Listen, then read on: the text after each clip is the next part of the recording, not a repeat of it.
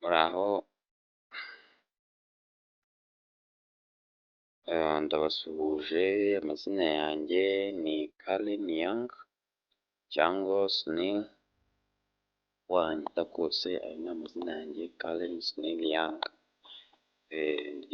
tugire tuganire, nifuje kubaganiriza ibintu byitwa kwihesha agaciro, no wakunda ibintu byawe, ukunda ibintu ukora, ukikunda ku buryo bwuzuye butagabanije, kandi ukamenya ko mbere yo gukunda abandi ubanza kwikunda nawe. Hari icyo udafite ubuzima bugomba byiza kandi ubuzima ntabwo watakaza udafite, ntabwo ukirukanka wagiye gukunda umuntu nawe uti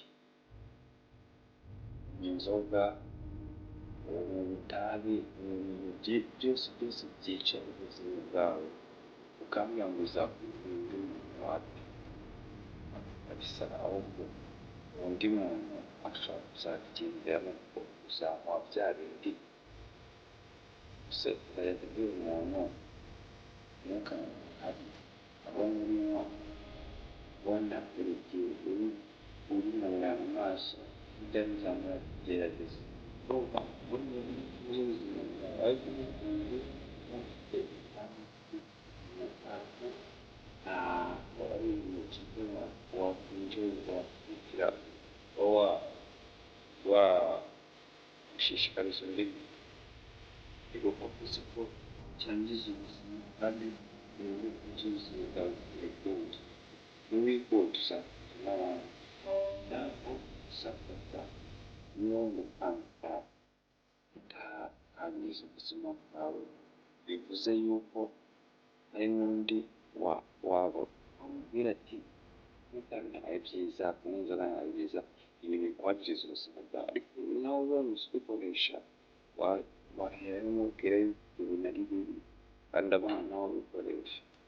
Ni byiza rero kubanza ugakunda ubuzima, ubuzima iyo utabukunze abantu utangira kumva babukunze igihe babona ko bigeze habi, kandi ahandi ubuzima iyo wabwirengagije nabwo burakwirengagiza, usanga ukora siporo, urya neza, ugenda ahantu uruhuka ntutekerezaho, wirirwa mu bintu byinshi, wirirwa wirukana amafaranga, wirirwa wiruka nyuma y'ibintu byinshi by'isi n'ubundi kandi uba uzabisiga, wirengagiza umubiri ariwo kandi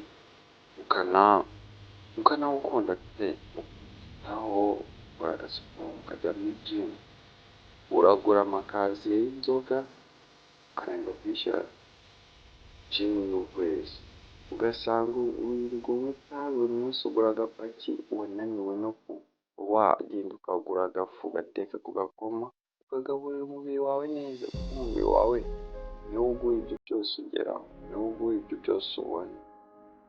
Hari abantu bumva yuko bakomeye bakagira ngo umubiri wabo uzahoraho, ntabwo ibintu bihoraho bro, ibintu birashira bikibagirana bikageraho bikarangira, ubuzima bwawe ntukabukunda ngo ubufate neza, bizaba bimeze nk'umuntu w'umukinnyi uri gukina sene ye, yageraho sene ye ikarangira ikava mu nzira, ubuzima bwawe nudatuma ushayininga ngo burabagirane, nta muntu uzabigukorera. Messieurs, ladies and gentlemen, nta muntu uzigera ugufasha mu buzima bwawe, waba umuhungu, waba umukobwa, waba umugore, waba umugabo, uzarebe neza muri buno buzima abantu benshi birebaho, nta muntu uba uri kwitayeho, n'uzagura akakwitayeho uba uzamushime kuko nabyo ni igihe gito kabisa, ariko mbere y'uko ujya gukora ibindi byose banza wirebere, urebe se ryama neza, urara kuri matera nziza basi, umugongo sinzagira ibibazo by'umugongo, uri kurya neza basi sinzagira ibibazo byo wenda kubyibuha bikabije cyangwa kunanuka, kwita ku mubiri wawe, kwita ku myumvire yawe, tekerezaho, ugakora na siporo. Uko ugenda wita ku mubiri wawe, ndabizi neza ugenda ubona results nziza kandi bizagufasha, kandi uko uzajya ubitangira, tangira wimenyereze kuzinduka, tangire wimenyereze gukora agasiporo mu gitondo, tangire wimenyereze koga amazi akonje. Abantu b'iki gihe noneho aho hateye ibintu byo gushyushya amazi kuri gaze, muri keto, ntimushaka koga amazi akonje, ntugishaka kunywa amazi mu gitondo cya kare arimo indimu cyangwa tangawizi, arimo ikindi kintu bituma ubuzima bwawe burushaho kumera neza. Aho kubyuka ngo unywe amazi, urabyuka ufata icupa, urabyukana hangover, nta muntu uzambwira ngo ibyishimo mu icupa. Icupa se ni ibihe byishimo? Ubyukana hangover, ugatakaza amafaranga mu icupa, ugatakaza igihe, ugatakaza n'andi, ujya gufata amafoyiro n'ibiki byose kugira ngo ubashe kureba ko ubuzima bwagaruka bugasubira mu nzu. Kandi uko uhora wiyangiza, uko uhora wiyangiza, ubuzima bwangiza ntabwo bugaruka. Uzarebe igikorwa umaze gukora mu kanya niba wagisubiramo. Niba wakongera ugasubira muri ibyo bihe, biragoye kuba wagisubiramo. Ushobora wenda guhindura ahazaza, ariko ahashize biragoye kuba wanahasubiramo. Ni ukuhibuka, ukareba ibi wakozemo, amakosa wagiye ukora, biba byagufasha guhindura mu gihe kizaza. Kandi nta kindi gihe dufite kitari none. Ubu nicyo gihe cyonyine ufite.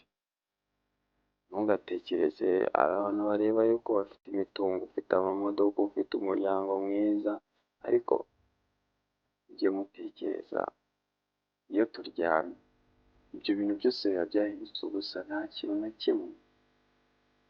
na kimwe kiba kikitwa icyawe cyangwa uba ugifiteho uburenganzira. Ubaye ako kantu ugatekereje bagashyira mu mutwe, wazajya uhita ubona yuko ibintu byinshi twiruka inyuma, ibintu byinshi dutaho imbaraga n'ibiki byose,